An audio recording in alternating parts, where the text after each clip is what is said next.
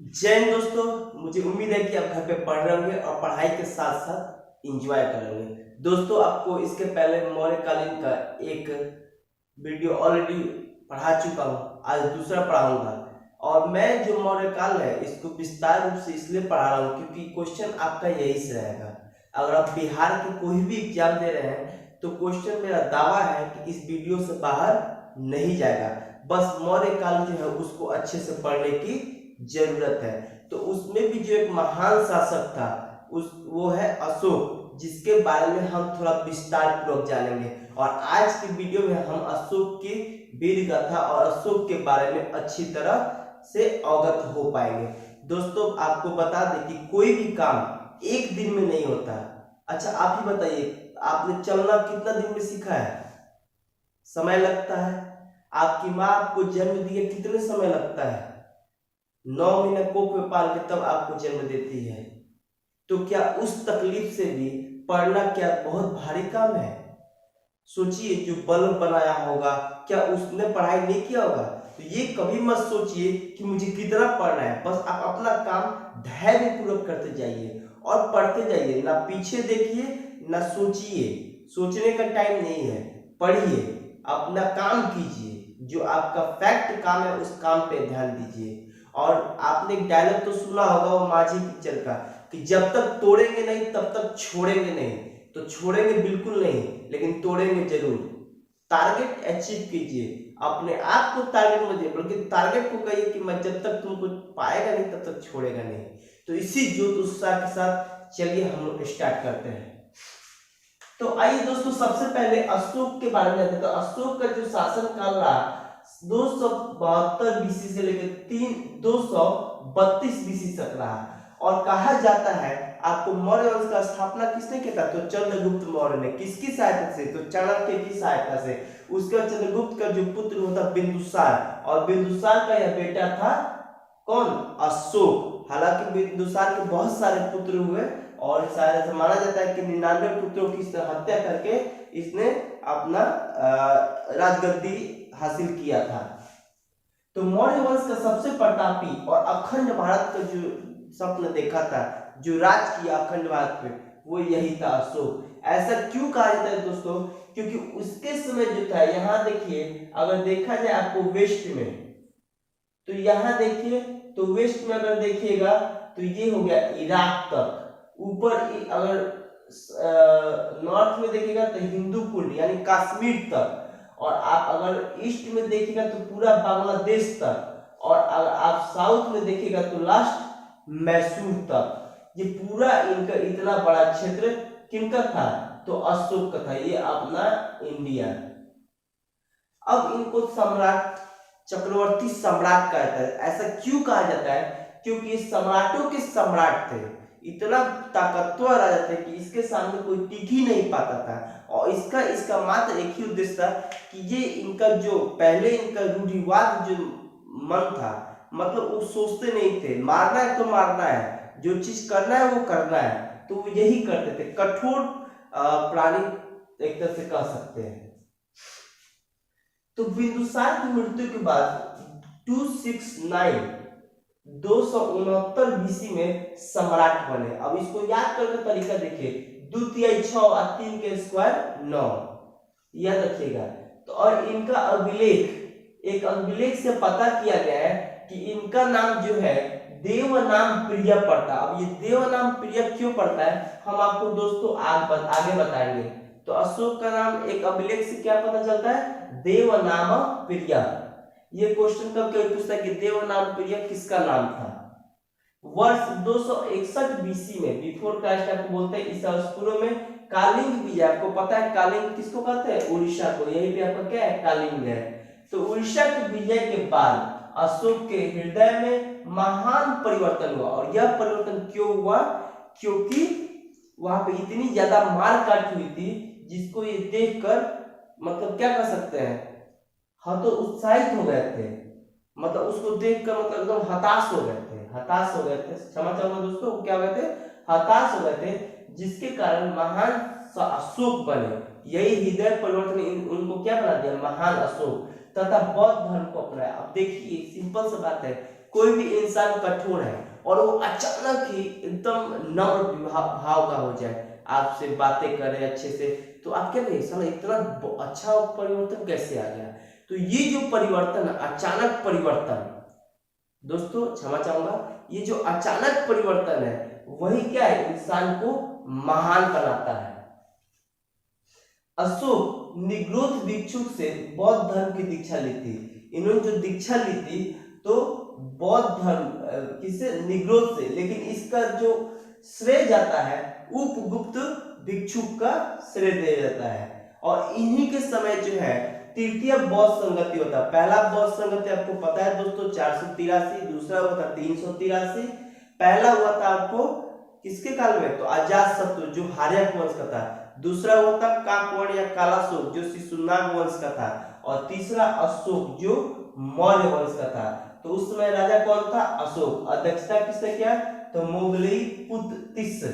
और स्थान कहाँ पे, तो पाटलिपुत्र में। कब हुआ था, तो 251 ईस्वी में। ये बहुत ही क्वेश्चन इंपॉर्टेंट है, कई सारे एग्जाम में बिहार के आप दीजिएगा, और बिहार के नहीं बल्कि और भी कोई एग्जाम दे रहे हैं तो ये क्वेश्चन पूछता है।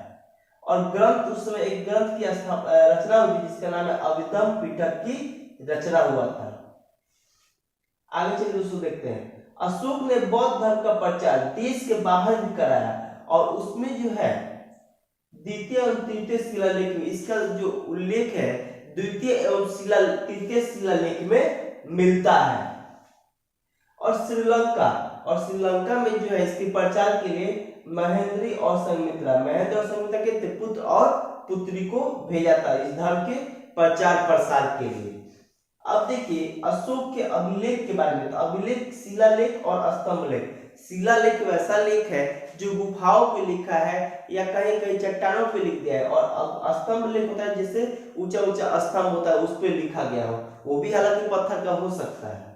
तो वर्तमान में 40 अभिलेख प्राप्त हो गए हैं, और सबसे पहले 1837 ईस्वी में जेम्स प्रिंसप ने अभिलेख को क्या कहता है, पढ़ा था। अभिलेख को क्या कहता है दोस्तों, पढ़ा था। लेकिन इसके पहले ही 1750 में टिफेंथैलर ने दिल्ली में इस स्तंभ का पता लगाया था। मतलब पता पहले लग गया था लेकिन पढ़ा बाद में था।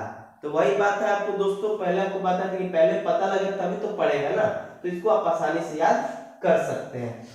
बहुत ही आसान तरीके से आप इस चीज को याद किया जाता है। आप एक बार ध्यान से कॉन्सेंट्रेट के साथ वीडियो को देखिए, और फिर देखने के बाद एक बार लिखिए कॉपी पे, आपको पूर्णतः याद हो जाएगा। अब उस समय की शिलालेख की लिपि आपको बताए दोस्तों, जैसे हमारा भी लिपि क्या है, देवनागरी, और भाषा क्या है, तो हिंदी। वैसे ही उस समय लिपि था ब्राह्मणी, खरोष्टी, ग्रीक एवं अरमाइक। तो जो ब्राह्मणी लिपि था वो भारत का था, लेकिन भाषा क्या था, तो पाली भाषा था, याद रखिएगा दोस्तों। खरोष्टी पाकिस्तान का, और ग्रीक एवं अरमाइक अफगानिस्तान का। मतलब जो भी भारत से शिलालेख या स्तंभ पाए गए वो थे ब्राह्मणी लिपि में, और खरोष्टी के जो पाकिस्तान से पाए गए खरोष्टी के थे, और जो अफगानिस्तान से पाए गए ग्रीक और अरमाइक के थे। अब अशोक के स्तंभ के लेख देखते हैं उसमें में, तो इसकी संख्या 7 है, जो 6 भिन्न स्थानों पर पाषाण स्तंभों पर पाया गया है। कुछ कुछ लोहा के स्तंभ हो सकते हैं, तो ये पाषाण में क्या था, पत्थर के स्तंभों पर पाया गया है। अब देखिए दिल्ली और रोपड़ा, तो यह पहले हरियाणा के अंबाला जिले में था, ठीक है दोस्तों। लेकिन बाद में जो फिरोज शाह तुगलक, जो तुगलक वंश का था, आपको इसको हम पढ़ाएंगे मध्यकालीन इतिहास में, आपको तुगलक वंश, मामलुक वंश नहीं, और खिलजी वंश, तो वही जो मोहम्मद तुगलक था उसने उसको दिल्ली लाया। कहां से, तो रोपर कहां पे है, तो यह पहले हरियाणा के अंबाला जिले में पड़ता था। दूसरे शिलालेख की बात की तो दिल्ली और मेरठ, यह स्तंभ लेख मेरठ में था, और बाद में फिरोज शाह तुगलक ने अगेन दिल्ली में लाया। और लौरिया अरेराज और लौरिया नंदनगढ़, यह बिहार के चंपारण जिले में है, और नंदनगढ़ स्तंभ पर मोर का चित्र बना हुआ है। तो ये एक आपका बहुत ही इंपॉर्टेंट हो जाता है अगर बिहार का कोई आप एग्जाम दे रहे हैं तो। आगे देखिए दोस्तों, लघु स्तंभ लेख, इसमें भी देखिए शिलालेख है तो दीर्घ शिलालेख, लघु शिलालेख, लघु स्तंभ लेख, दीर्घ स्तंभ लेख। तो ये लघु स्तंभ लेख, अशोक की राष्ट्रीय घोषणाएं जिन स्तंभों पर लिखी गई है उन्हें लघु स्तंभ लेख कहा जाता है, जिसकी संख्या टोटल 15 है। तो 15 को ना लिखकर दोस्तों हमने मात्र 4 को लिखा है जो इम्पोर्टेंट के व्यू से है, क्योंकि बाकी आप बुक से भी देख सकते हैं। तो सांची का जो स्तूप है वो कहाँ, सांची जो है ये कहाँ पे है, तो एमपी मध्य प्रदेश में रायसेन जिला में।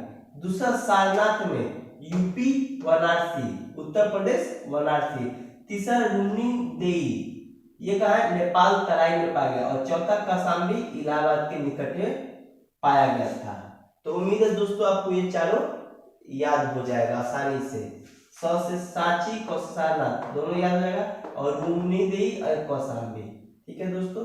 अब देखिए अशोक के गुहा लेख, गया में स्थित बराबर नामक 3 गुफाओं के दीवारों पे अशोक के लेख मिले हैं, जिसकी भाषा प्राकृतिक है और लिपि क्या है, ब्राह्मणी।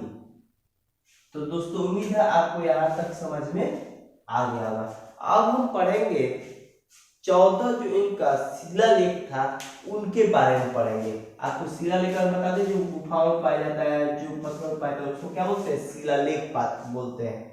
तो इसमें से भी हम 14 को ना देखकर मात्र 5 को ही देखेंगे कि 5 शिलालेख जो इम्पोर्टेंट है पढ़ने के व्यू से, याद करने के व्यू से, वो हम देखेंगे। तो प्रथम शिलालेख जो है अहिंसा पे बल दिया गया है, पशु बलि और समारोह पर जो है प्रतिबंध लगा दिया गया है। तो अहिंसा पे बल दे तो जाहिर सी बात है कि अहिंसा में क्या, हिंसा नहीं करना, किसी पशु को नहीं मारना। तो अगर एक वर्ड आपको याद हो रहा है तो दूसरा मतलब पशु बलि नहीं देना है, मतलब पशु को नहीं मारना है। और तीसरा जहां पशु बलि नहीं होगा वहां समारोह भी नहीं होता है। उसके बाद देखिए सीधा छठा देखिएगा, दोनों पे छठा, आत्मनियंत्रण की दीक्षा दिया गया है, मतलब आत्मा पर जो नियंत्रण कैसे करें उसकी दीक्षा दी गई है। 7वां देखिए संप्रदायों के लिए सहिष्णुता। आप इसको अच्छी तरह भली बात पता है, संप्रदाय क्या होता है, जाति धर्म को उसके प्रति एक दूसरे पर सहिष्णुता बनाए रखना। 13वां यही है जो कालिंग युद्ध के बारे में बतलाता है। उसका हृदय परिवर्तन कैसे होता है, पता है आपको, जब कालिंग युद्ध हुआ तो उसमें हृदय परिवर्तन भी होगा। और हृदय परिवर्तन तो पड़ोसी राज्यों का एक तरह से क्या हो रहा है, कालिंग क्या है, तब पड़ोसी राज्य, तब पड़ोसी राज्यों का वर्णन भी हो रहा है। वैसे ही 14वां देखिए तो धार्मिक जीवन कैसा था उनका, धार्मिक जीवन और प्रजा के प्रति पितृवत प्रेम भाव। तो धार्मिक, तो स्वतंत्र धार्मिक जीवन जीने का अधिकार मिला, और साथ ही प्रजा के प्रति पितृत्व प्रेम भाव भी राजा को जगा। यही से हम कह सकते हैं कि हमारा जो देश था कहीं ना कहीं सभी धर्म को रहने की पूर्णतः स्वतंत्रता थी। तो यही इसीलिए इतिहास पढ़ना बहुत ही जरूरी है। अब देखिए 14 दीर्घ शिलालेख के स्थान है जो 8 विभिन्न स्थानों पर पाया गया है 14 शिलालेख को। तो पहला है धौली, जो का है ओडिशा, उड़ीसा का ही दोस्तों नाम परिवर्तन होकर ओडिशा में है, और वहीं पे पूरी डिस्ट्रिक्ट है जहाँ पे धौली पहला पाया गया। दूसरा सहबाजीगढ़ पाकिस्तान में, पेशावर में, पेशावर पता है दोस्तों का है। उसका मानसेहरा ये भी पाक में, हजारा डिस्ट्रिक्ट में। उसका कालसी उत्तराखंड देहरादून, जौगढ़ ओडिशा जौगढ़, सोपारा महाराष्ट्र पालघर में। ये सब डिस्ट्रिक्ट है दोस्तों, पालघर एक डिस्ट्रिक्ट है। उसके बाद एलागुडी जो आंध्र प्रदेश के कुर्नूल डिस्ट्रिक्ट में पाया गया है, और वही गिरनार देखिएगा तो काठीवाड़ा के जूनागढ़ में। इसमें भी अगर सबसे इंपॉर्टेंट की बात कीजिएगा तो ये पूछ सकता है आपको, ठीक है, आपको ये पूछ सकता है, मतलब एक ये और ये और ये, बस ये इतना ही पूछ सकता है आपके इंपॉर्टेंट के व्यू से। तो हमको उम्मीद है दोस्तों आपको याद हो गया होगा। आप 1-2 बार वीडियो को अच्छी तरह देखें, आपको यहाँ से जो अशोक से रिलेटेड क्वेश्चन बिहार में होगा, आप यहाँ से मेंस की भी तैयारी अच्छी तरह कर सकते हैं, क्योंकि एक पॉइंट लिखकर उसके बारे में आप विस्तार से लिखिए, समझिए, ठीक है। जैसे अशोक की जीवनी लिख रहे हैं तो इसके पहले भी अशोक के बारे में आपको कुछ बता चुके हैं, उसके जन्म मृत्यु, तो वहां से पकड़ कर पूरा इस पर आप लिख रहे हैं तो आसानी से ही आप इस पे पकड़ बना सकते हैं। तो मुझे उम्मीद है दोस्तों आपको याद हो गया होगा। इन्हीं शब्दों के साथ विराम देते हैं। जय हिंद, जय भारत।